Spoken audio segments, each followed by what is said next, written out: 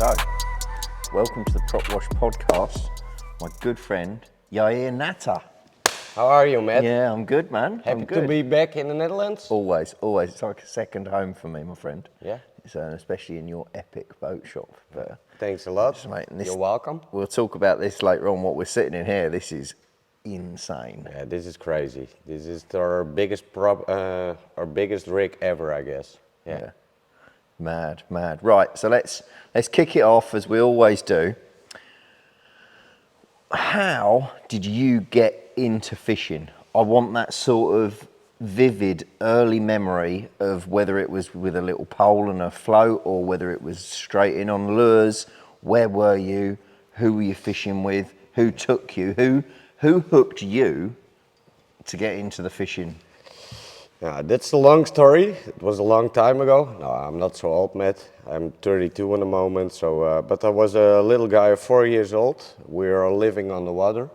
We got a big house on the water, and all my neighbors are fishers. So they gave me the flat pole and floaters, and we took the small roaches. Okay.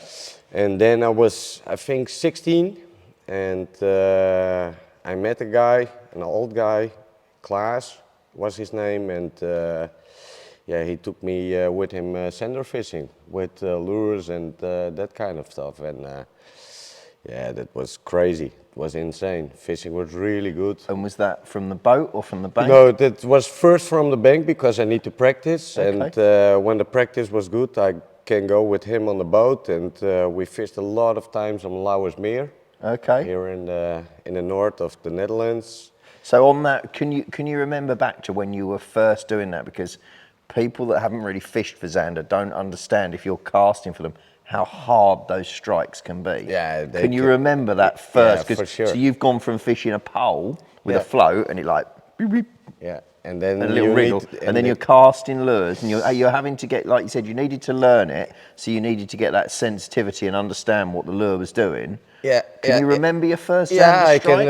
I can remember my first strike. It was a small fish, and I thought, that maybe I didn't know what I need to recognize, but I first thought, because we were fishing with drop shot on a really rocky bottom, and then I was thinking, I'm stuck. But it was not stuck because the line was swimming away from me. So that was really cool. I thought my first sender was 44, so it was not a big monster. But then I thought, this is really cool, and we did it here on a channel. And the first time we hit 28 senders. But it were all small fish, but that doesn't matter. But good sport, yeah, for sure. That's what you want, because you do a little bit divulging. You take the kids out with the pole now, don't you? Yeah, for sure. You do a bit of sort of to try and introduce people to fishing. Yeah. So that was really cool. And then, now that happens. Then the first time with the boat, we go to the Nieuwe Merwede. Okay, yeah. Yeah, it's one of the big 7 rivers. And that was really crazy that day. And were you still on your drop shot? Yeah, still on the drop shot, but also a fireball with bait fish was in the boat. And I was really crazy on the moment. I thought, okay, I need to fish with 2 rods the whole day, because 2 rods are 2 chances to get I've been there. That was a really bad day. I think I lost 25 fireball heads, and because on the rocks and 2 rods, the one is stuck, the other one is also stuck. So the old man told me, please, when you go again with me, fish with 1 rod, because you can fish with 2 rods. Yeah, you can't do it efficiently, can you? You need to spend the time on it and make sure that the bait is presented correctly. It needs to be just off the bottom, not in the rocks and that. So when you've got the rocks coming in, you see them, you need to be just moving it just above. For sure. But so valuable lesson there. So that got you hooked, and this old guy, was he then sort of your sort of regular fishing partner for a little while? Yeah, for a little while. He was introducing myself in this world. And he fished a lot of NKS competitions. Okay, and Yeah, and then there was another guy here in Harlingen. It was his grandson, and yeah, that was my first serious fishing partner. We started Okay. with NKS, with Sender Championships. And at this point, you've bought yourself a boat by now, or was this his boat No, and you were we did fishing it. with him? Yeah, we did it first in Alta Lumacraft, an V14 with an I thought 25 Mercury behind it, and yeah, and then 2 or 3 years later, I bought my own boat. Okay, so that first boat, so it's like 25 horsepower. Was it like a bass style boat, or was it just No. literally aluminium hull, thwart seats? No, it was a really nice boat for sender fishing. There was a plateau in the front, so you can cast a little bit. There was a Okay. chair for the vertical jigging, and yeah, it was a tiller boat. So And did you have a bow mount, a front electric? yeah, for sure. Yeah, And yeah. then screens, electronics? Yeah, we got yeah, because I'm my complete life sick of electronics. Yeah. So So what did you have on the boat at that point? we got an Elite 5 DSE. That was the really nice screen with downscan. Yeah, It was yeah. the first machine with downscan. It was really cool. And in the front we got a Hummingbird because we got an Terova with iPilot Link. So Okay. we can make our So you own. had two screens in the boat, even at that stage? Yeah. But Yeah. the screens are on that moment were the screen much cheaper, and because one of my best friends got some contacts in the States, we Okay. order it in the States and get it here because nobody was really Yeah, so when was this? retailing it. What was the sort of year was this? When are we thinking? It was 16 years ago. Okay. Yeah. So thinking back then, that was, and the other people that were fishing the NKS at that point, what were they? Were you quite sort of, wow, look at that, they got two screens and all of this, Yeah, or were maybe. you a little bit sort of advanced at Yeah, that point? for sure. Look, we got a small boat, and there were two old guys, Jan and Jaap Uithol, and they got a Land with 225 horsepower. So that was crazy for that time. It was unbelievable. Yeah. We were driving on the water with it 25 horsepower, and it goes fast. It runs 40 kilometers an hour, and that guys come. So we were always on the second place on the fishing spots. Okay, yeah. So did they have it quite dialed in? Did they have like screens at the front and screens at the back? I mean, Screens in the side consoles, and yeah. they had everything, so they were really ahead of their time. Yeah, for sure. Yeah, that were guys with a lot of money, I guess. Yeah, and were they doing well in the competitions? Yeah, they are always fishing the same position. So they did a really good job because they were almost always at best five. Yep. So yeah, they were really steady. They know what to do with sender fishing, and but yeah, they got 50 years more experience than we did. So Yeah, they knew the spots on the rivers. yeah, the and spots, and they knew how to fish because we fished for 3 years on sender, and we got the feeling. But I don't think we got the same feeling like that guys had. So from that point, how did you progress? Because you ended up doing quite well in the NKS tournaments towards the end. Sure. Yeah. So I think I had a conversation with you, and you sort of where you are now and your knowledge of finders and sonar and everything else. Yeah. That came from a need to learn it. Because for sure. if you learnt it, you would become a better fisherman.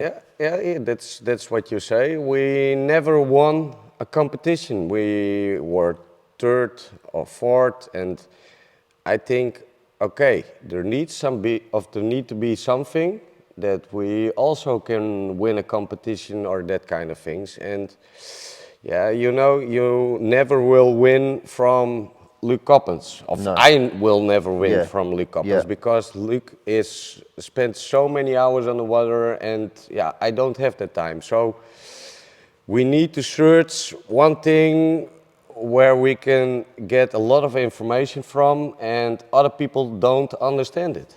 And then we came in the fish finder area.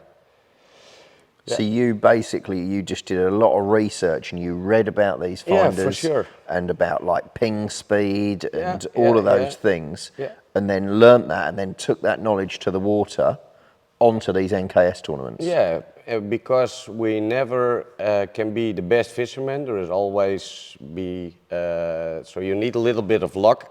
That's what I think. You need a little bit of luck. You need a lot of experience, and for me, what the game changer was were the fish finders for sure. Yeah, because normal way we make a drift and we spend too much of time to find fish, because you need to make a drift and oh yeah, we had one bite, will we do the same drift again, or yeah, then the fish finders came. I know it. Was the first in the NKS with a 12-inch Lowrance. It was the LCX 112. Yeah. It was really big with Yeah. with the antenna, and yeah, then I think I spent 50 hours only to know what the machine can do and that kind of things. Yeah, I spent it on the water for sure, and then we came at the lake and we find fish in 2 minutes. So yeah. And was that on side scan or? No, that on that moment you only have 83 and 200 kilohertz on transducer. So no, we did it on a normal traditional transducer, but I know what color has the senders and what kind of sign they have. So yeah, for me that was a game changer. So you could literally just go up there, cruise over the spot that you were going to drift back down and go, yeah, there's fish there, 100%. Yeah. And yeah, when you make it, when you do that and you make a drift, and normal way in one drift you caught 1-2 senders, and then we make 15-16 senders, because we know for sure that we were there. And yeah, and they just weren't necessarily biting. So previously you've drifted over a spot, you've had one fish, and then you're saying to your partner, oh, do we make that drift again, or do we try a different area? But now, fast forwarding years ahead, now with forward-facing sonar, we know that the fish are there. Yeah, but we know that they're not reacting. So whereas previously, like you're saying, you drift over it, don't know. Now you know what you're looking for on the sonar. You know 100%. So you're like, oh, there's 15 fish there. We'll drift back over them again. Yeah, for sure. And in the beginning, the fish was also there, but you didn't recognize them. So yeah, when there was a lot of fish, then you could think, oh, maybe it's bait fish, and we go to the next spot. But yeah, then the first real serious fish finder came out. For me, it was the LCX, and yeah, we recognized the senders, and we were changing our spots a little bit, and yeah, that was crazy. It was good. Yeah. So, did this lead to your first win in NKS? Yeah, for sure. Yeah. And yeah, the Lowrance screen with the charts from Navionics, because we didn't know what. Topography. Yeah, what the bottom. What the bottom lines were, and that kind of things. And then yeah, Navionics came, and yeah, it was amazing. It was a game changer. You can see on your handy or what the bottom lines are of the bottom structures, and yeah, and those natural places that you'd expect Zander to be. Sometimes you can see it when you're on these rivers. Obviously the cribs stick out into the water, currents, and you know that it's going to be. But you can also, looking at the underwater charts, you can see with the Navionics that, you know, you're coming up to an area where there's an underwater point. So you can't see it on the surface, but you can see it clearly underwater, and you know, oh, well, the current's doing this. We're going with the current, so the Zander are going to be set up on the back side. Yeah, correct. So yeah, that was the second game changer for us, Matt. Yeah. Nice. So you've won a couple of the NKS tournaments now. Yeah, for sure. So, and what are you doing work-wise at this point? What's your job? I was chief cook for I guess 8 years, and I was working always, and I got not a lot of fishing time, so that was also one point where I was troubling with, because yeah, all the people can do practice for an NKS competition, and I always need to work. So yeah, then one of my friends with a lot of contacts in the States called me, and he said, I will work with you, for a couple of days, and I think you need to rig boats, my friend, because you're really a handy guy, and nobody is doing that in the Netherlands. Yeah, there was one other company who is doing that. It's still there. It's in Nieuwkoop, but Nieuwkoop and the north of Netherlands, it's 150 kilometers. Yeah, So, yeah. So we did it. I tried it, and first I was driving in a car with a paper and 8 addresses on it, and I do it at the people's place because people need to work also Yeah, yeah. on the day. So you're like a mobile. Yeah, working station. Yeah. Yeah. And then the So 8. you've quit your job now. You've Yeah. binned off the chefing. Yeah. Going right. I'm going all in with this to rig boats. Yeah, correct. And in the first it were 6 addresses, then it were 8, and on I think when I was doing it a year, there were 12 addresses on a day, and were all small works. But then I didn't say against myself, this is not longer possible, because I go out at 4 o'clock in the morning and I come back at 3 o'clock in the night. So yeah, that was really crazy. It was really crazy. And then we said, okay, we quit with it. We need to have a working place and do it there, because when there were no parts on the moment or that kind of things, you need to go back to the place of the of the people. So that was not longer working anymore, because it was too busy. It was too busy. It was too much work, and then we start with a small working place. I think I can bring in 4 boats, and I thought, okay, maybe 2 or 3 days work.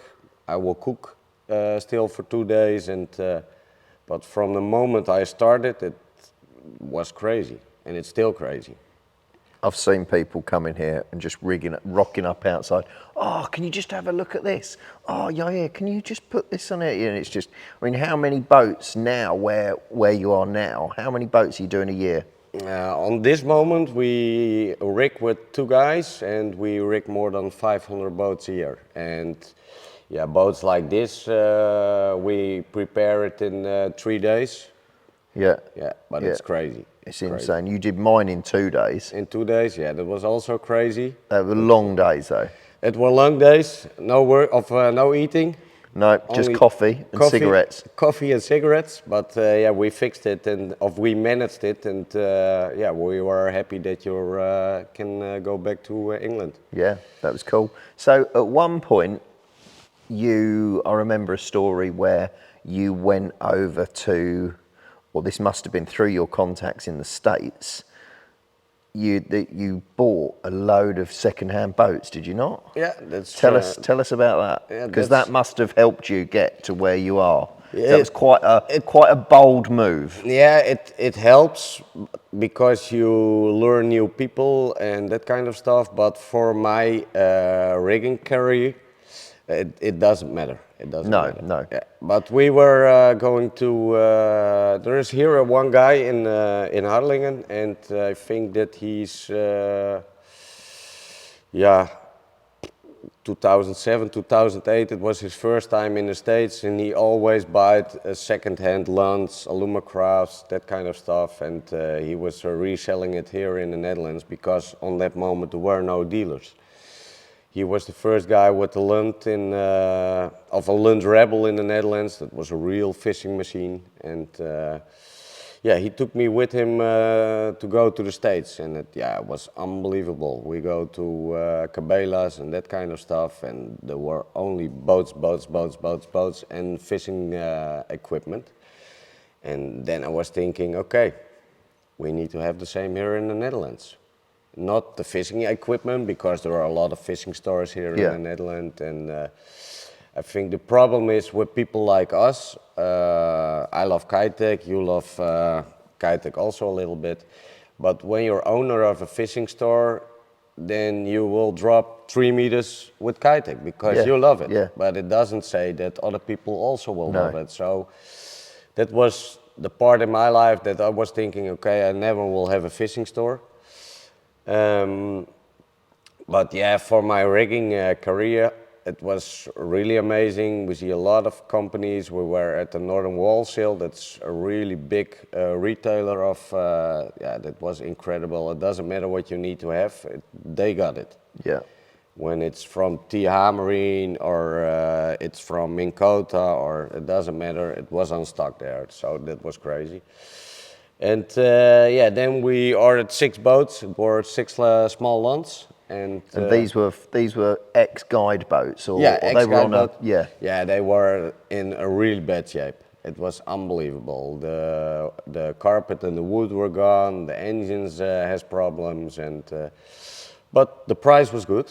And we were handy. We were 2 handy guys, so we said we can make it for sure. So you bought 6 of these boats out in the States, and you bought them all the way back over to the Netherlands. Correct. Yeah. Stripped them out. Yeah, correct. Redid the hatches. Yeah. Carpeted them. Yeah, we stripped it already in the States because we were in the States, and only shipped 6 boats in 1 container. Yeah. Was expensive at that moment. So how long were you out in the States for on this trip? Have you got time to strip boats? It was 18 days. 18 days. Okay. Yeah. And we were 18 days in Minneapolis and Minnesota. So we drive around, we searching on Craigslist for other stuff, we ordered vintages and that kind of stuff, and almost everything we ordered was second-hand. Because here in the Netherlands, it's not like the States. Here in the Netherlands, you can have what you can pay. We don't do credit. Yeah, credit, and second hand was good enough. So you've got all of these boats. You bought them over here. You've rigged all of these boats. Yeah, and then we rebuilt it. We repainted. The engines were going to Evinrude to check because we don't want to sell crap to other people. So and then there were 6 brand new Lands. And how quickly did they sell? Yeah, it was 14 hours and everything was gone, and we not have 1 advertisement, nothing. Just word of mouth. People said, Yair's got these boats. Yeah, he got his boats, and they are really. The price was also good because it was under 15,000 euros, so that was really cheap in that time. But the 14 hours and the boats were gone, and what for me the most nice was people came and said, okay, I need to also have a Minn Kota on it, or a motor guide, or I need to have Rain Marine on it, or Lorenz, and so that was more work. Yeah? Yeah. Perfect. Because you carry a phenomenal amount of stock. Hopefully Ben will get some videos in this, just linked at this point, just showing how much kit you have here. Like bow mounts, from everything. This is a small part from what we have. The same. I know, but you have more than this. So the stock that you carry, if people come here and they're like, oh, my engine, and you're in, so say somebody's unlucky enough to literally genuinely have a knackered engine, you can go, well, that's all right, I have one here. They don't have to order it, they don't have to wait.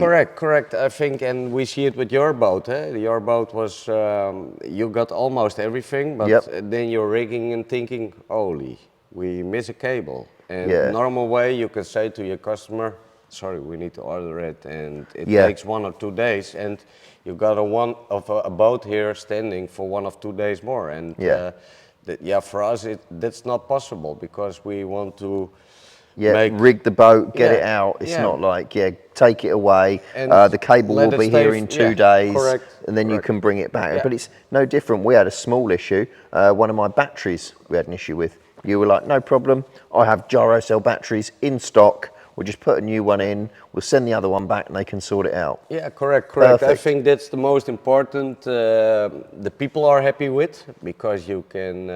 It doesn't matter what kind of problem you have, we can fix it, and it takes no time. Normal way. What do I need to say to you when we get problems with the batteries and you need to go home to England? What do I need to say, Matt? We need 2 days more of Matt. Go home and come back with 2 days. Yeah, it's not. It doesn't work. It doesn't function. And people have tight schedules with competitions, tournaments. They have busy lives as well on top of all this. Correct. So. And don't forget the the materials we are reselling here are at the most time really expensive. Yeah. And people need to work for it. So yeah, always think in your mind, okay, people take a day off for it, and but normal way, guys need to work. Yeah, yeah.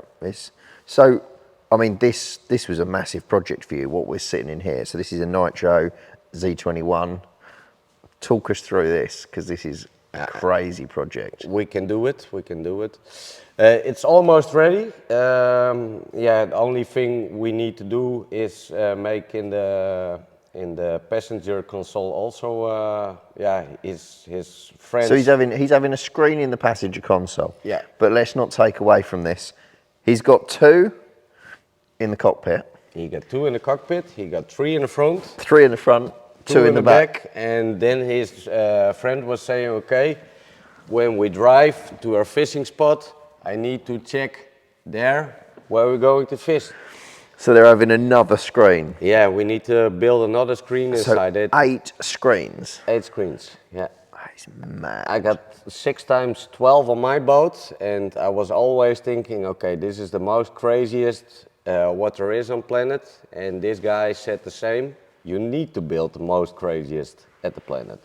I never seen a Nitro with 2 screens at the back. Oh, I haven't.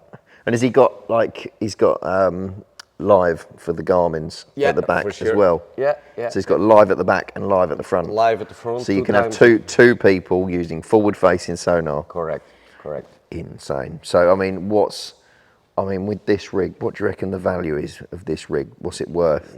Boat, trailer, screens, electronics. I don't know it exactly, but 2,500 of 250,000 euros is coming at first. Yeah, €250,000 euros, easy, all day long. Yeah, And I then know from buying these things. It's insane. And then you need to have a car.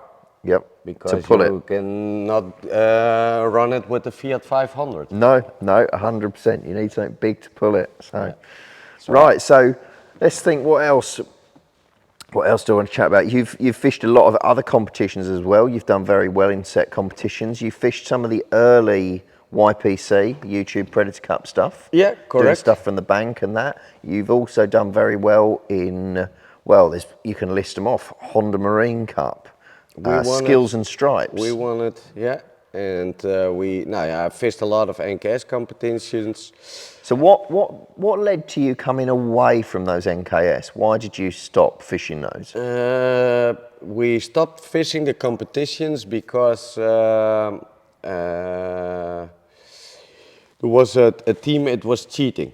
It was in the organization, and there were happening some crazy things, and then we said, okay, we no longer have fun with it, so we quit with it. Yeah.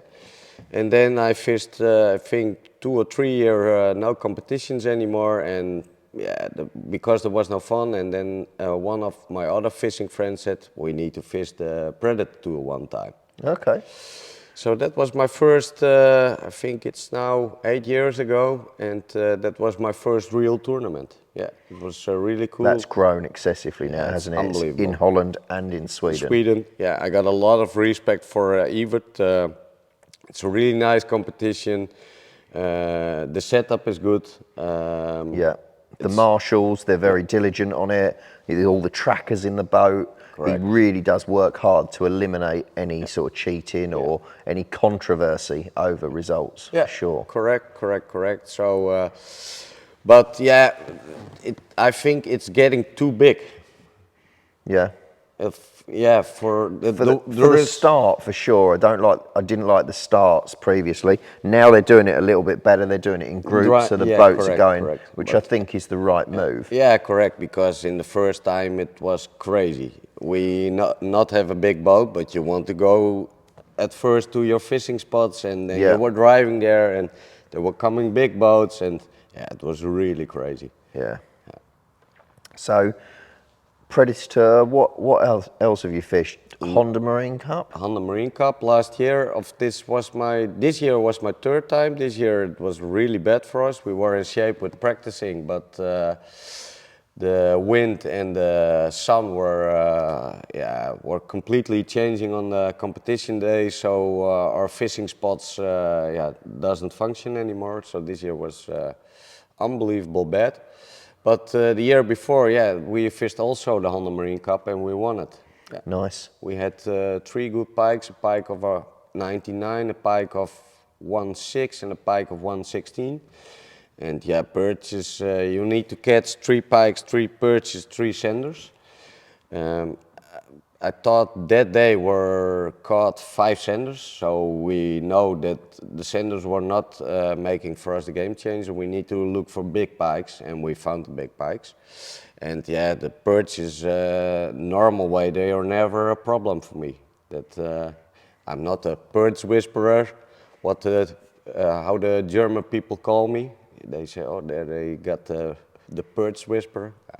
I'm a normal guy and I know what to do, but we see it with the WPWC. The perches were the problem. They were really a problem for us. The pikes and the senders were really good. I think the second day we took 2 minutes for a 110 pike, and last day it was only 1 cast, and it was a 111. So and the senders were also 65 and bigger. Yeah, nice. And that's what you need in those competitions. For sure. You need everybody that's ranking really high. You need good Xanders, like 60s. You need a decent pike, and then you obviously need 3 decent perch. Yeah. But the first day, the perches were making us not nervous, because we took a half hour for it and we caught them, and it were also 40 plus perches, and I think the average needs to be 45 plus, but doesn't matter. It was our first time WPWC, and when we were at the first 30 we were happy, and with that kind of results you can make it. But the second day, the perches were still there, and we were fishing. My friend was fishing with he jigs, and I was he was also casting. Casting with jets, and he were fishing really fast, and I was fishing really slow with net rigs and Carolina, but the perches don't eat anymore.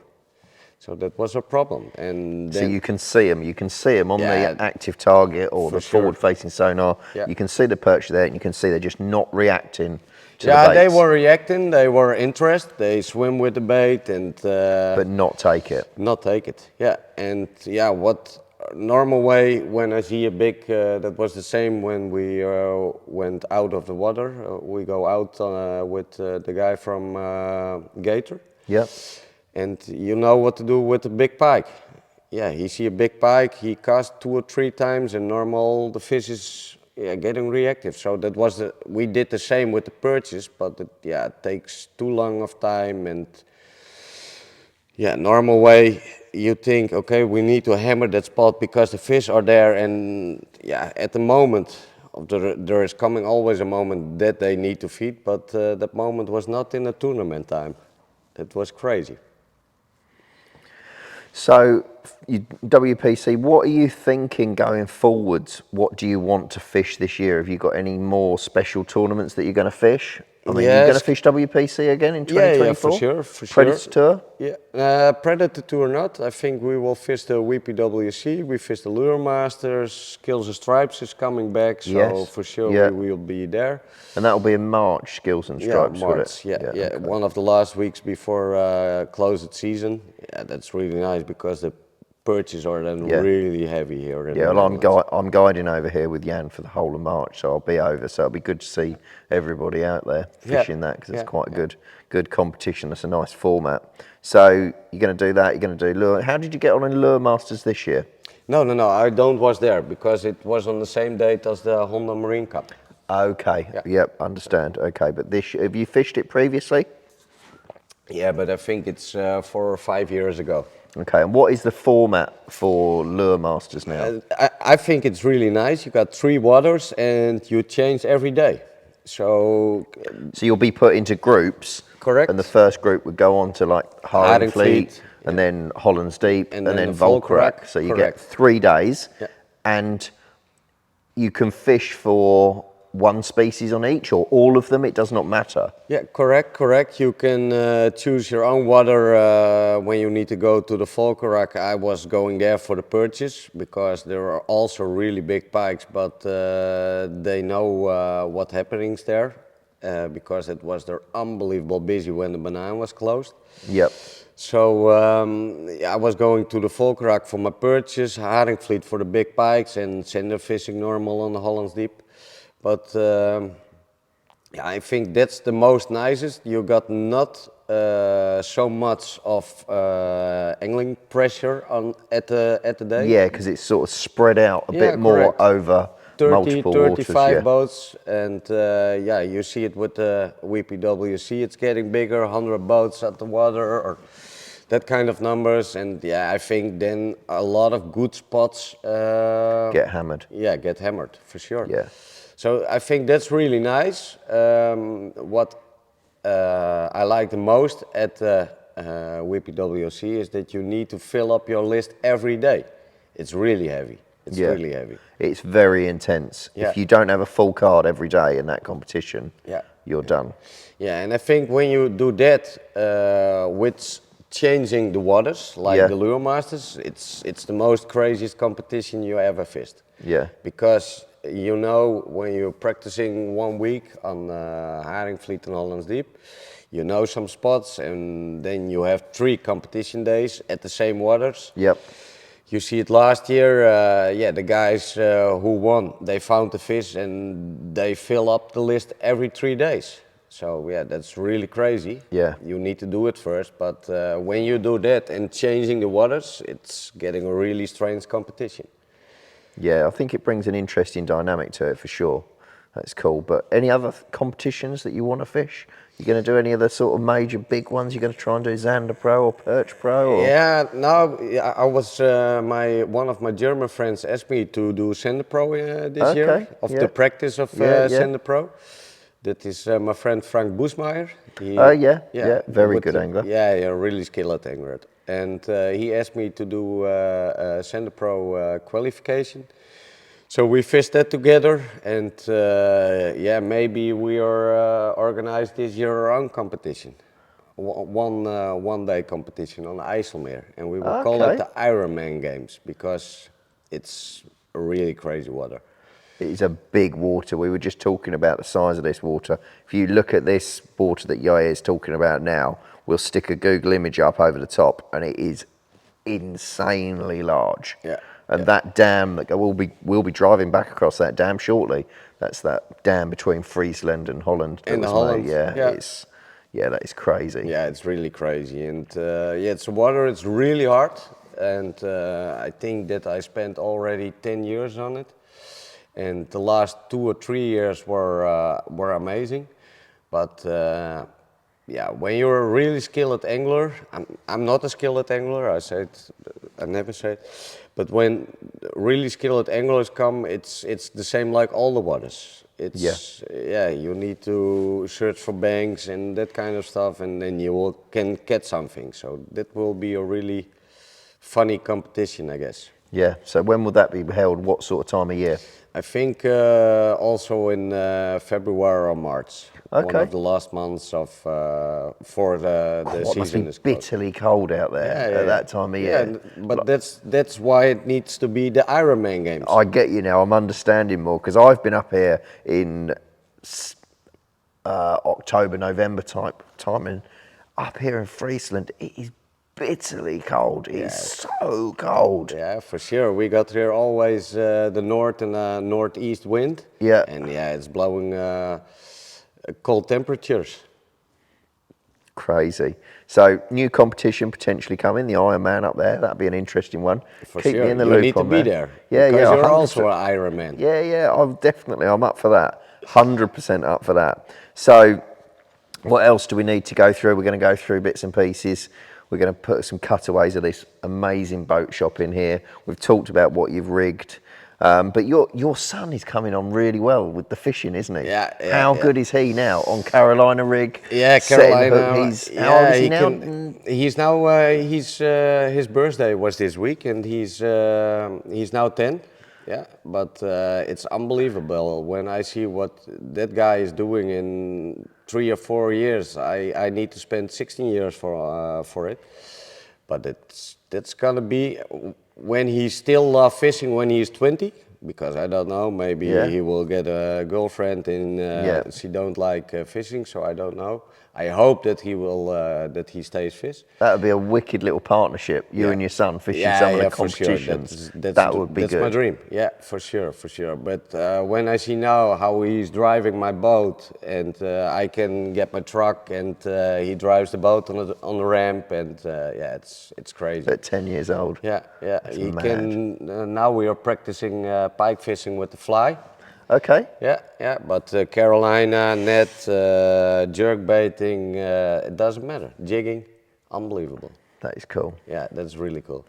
Right, so I think we're pretty much close to wrapping it up. So we're going to put a few links in there. So what's your Instagram, what's your Facebook, and what is your sort of website where people can get in contact if they want their boat rigged, or even if they just want some advice, because you know how these screens network. You can this poor bloke gets a phone call from me. Oh, you're here, I've broken this. How does this work? Because he knows the in and outs of all these. You go on training courses for the RSL batteries. You go on the proper training courses for the Minn Kota stuff, all of the low rant stuff. You know all of this and you read up about it. Yeah, correct, So correct. if people want to get in contact with you to fix any problems that they've got, where do they go? What's Instagram? Nauta's Boat Shop. Nauta's Boat Shop, okay. Facebook? Nauta's Boat Shop. Nauta's Boat Shop.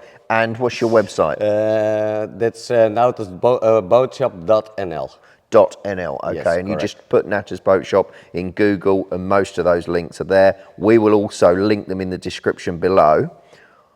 For you, two final questions. For you, what one thing has changed fishing, predator fishing, for you the most over the last 15 years? What has been the biggest change in predator fishing? Live sonar. Yeah, forward facing sonar. It's incredible. It's incredible. You can.